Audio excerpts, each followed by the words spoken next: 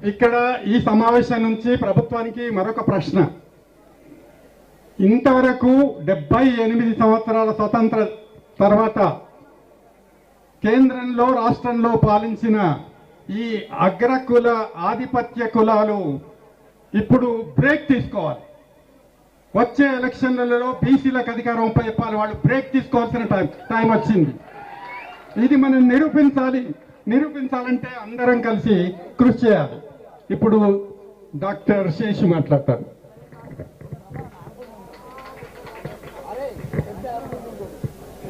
జై బీసీ, జై పులే, జోహార్ పెరియార్ రామస్వామి నాయకర్ కి జై తెలంగాణ.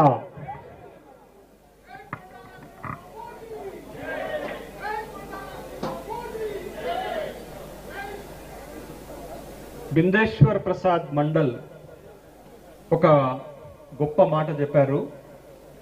సామాజిక వెనుకబాటుతనంపై పోరాటం బలహీన వర్గాల మెదళ్ల నుండి ప్రారంభమవ్వాలి అని చెప్పారు.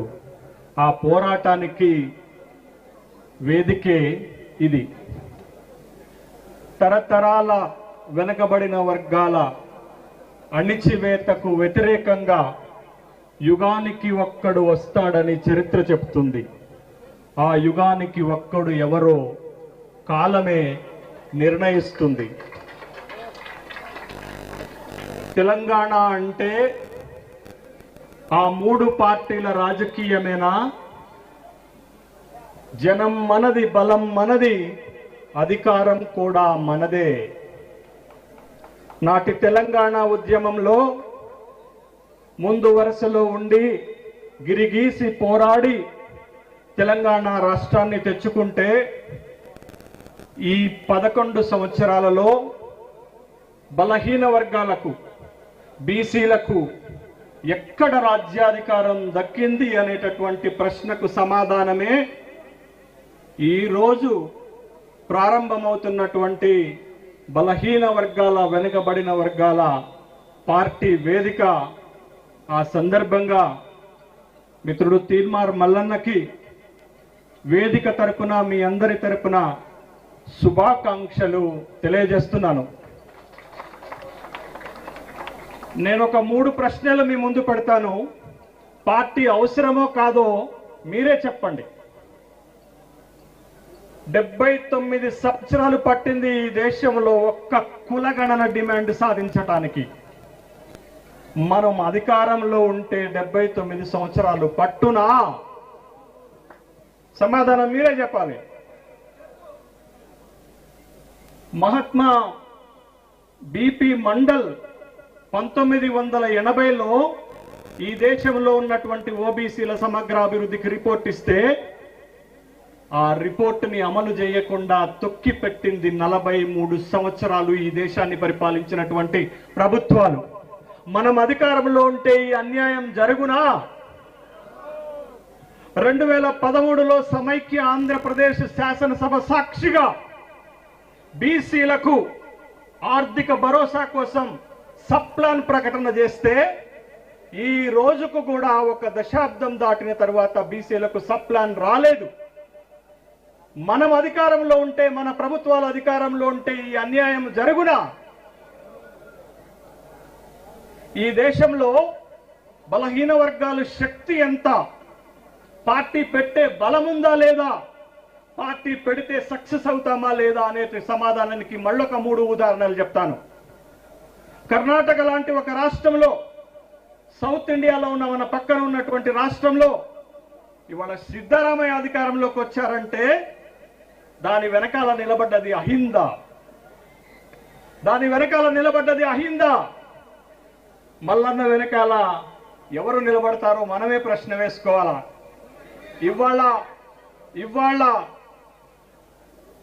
మాకు ఎదురే లేదని విర్రవీగినటువంటి ఒక జాతీయ పార్టీ, ప్రపంచంలోనే అతి పెద్ద పార్టీ అని చెప్పుకుంటున్న పార్టీకి ఒక ఛాలెంజ్ విసిరాడు ఒక పెద్ద రాష్ట్రం నుంచి అఖిలేష్ యాదవ్.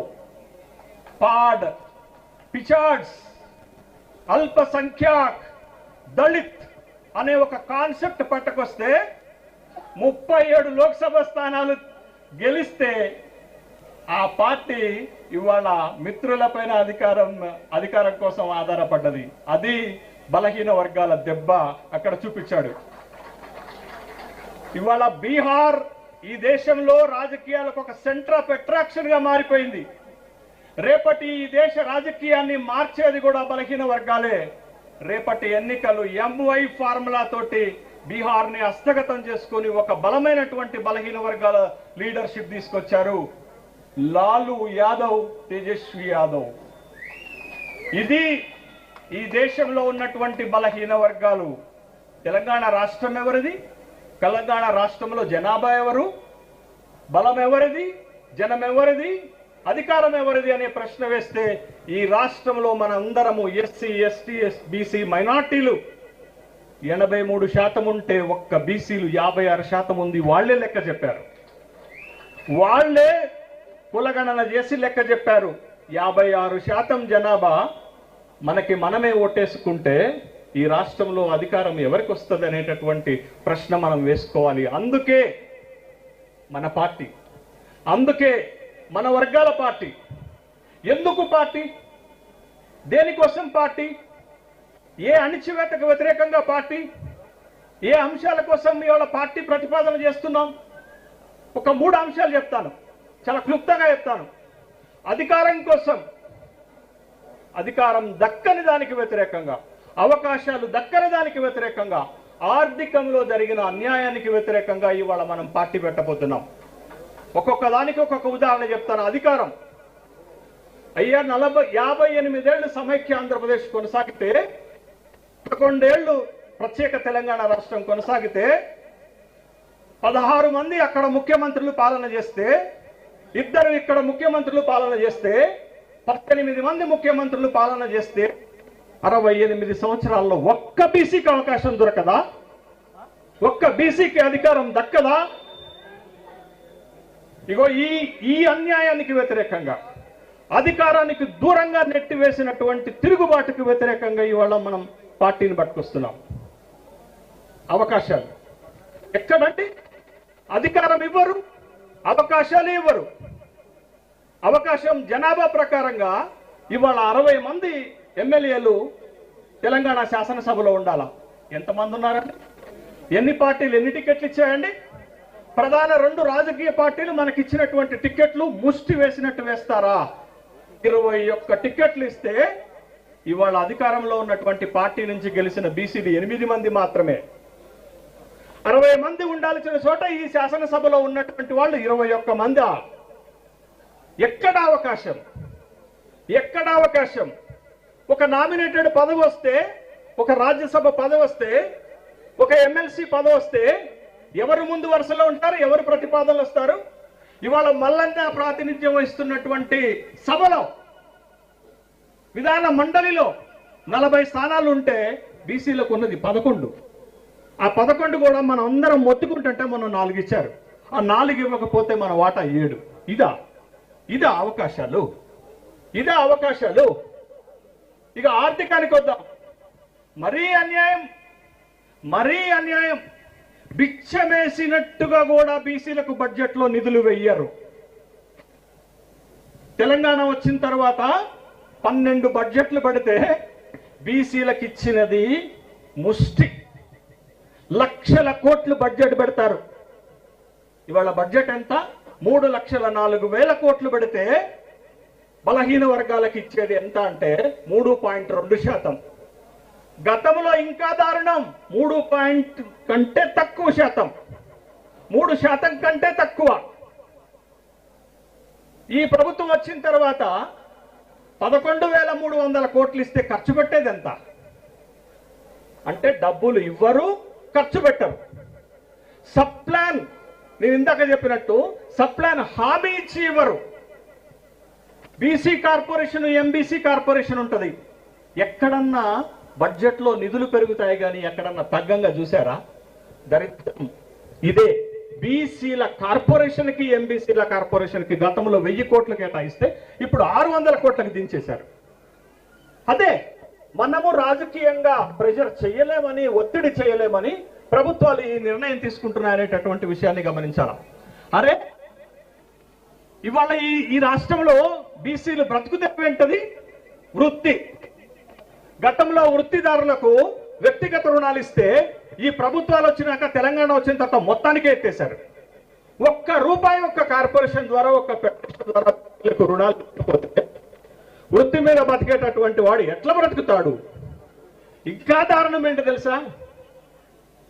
Fee reimbursement. అరే ఒక కులం వర్గం బాగుపడాలంటే చదువు కావాలా? 134 బీసీ కులాలు ఉంటే 100 కులాల బిడ్డలని చదివించే ఆర్థిక స్తోమత ఈ రాష్ట్రంలో బీసీలకు లేదు. ఏం చేయాల ప్రభుత్వం? ఫీజు రియంబర్స్మెంట్ ద్వారా ఇవ్వాలా. కానీ సమైక్య ఆంధ్రప్రదేశ్లో బీసీలకు ఫీజు రియంబర్స్మెంట్ ఇస్తే, తెలంగాణ వస్తే పెనం మించి పొయ్యిలో పడ్డ చందంగా తయారైంది బీసీల బతుకు. మనకి ఫీజులు ఇవ్వటానికి ఆంక్షలు పెడతారు, ఫీజులు ఇవ్వరు. మన పిల్లలు చదువుకోవటానికి ఫీజులు ఇవ్వరు. ఫీజులు కట్టలేకపోతే ఆ కాలేజీలలో మన పిల్లలకు సర్టిఫికెట్లు ఇవ్వరు. నేనే ఇవ్వటలేదు. నేనే రోజు మన పిల్లల గోస కన్నీళ్లు చూస్తున్నటువంటి వాడిని. ఎందుకు ఇవ్వరు? ఎందుకు మీరు ఫీజులు ఇవ్వరు? మీ బడ్జెట్ 3 లక్షల కోట్లు కదా, 3 లక్షల కోట్లలో మాకు ఇచ్చేటటువంటి ఫీజులే లేవా?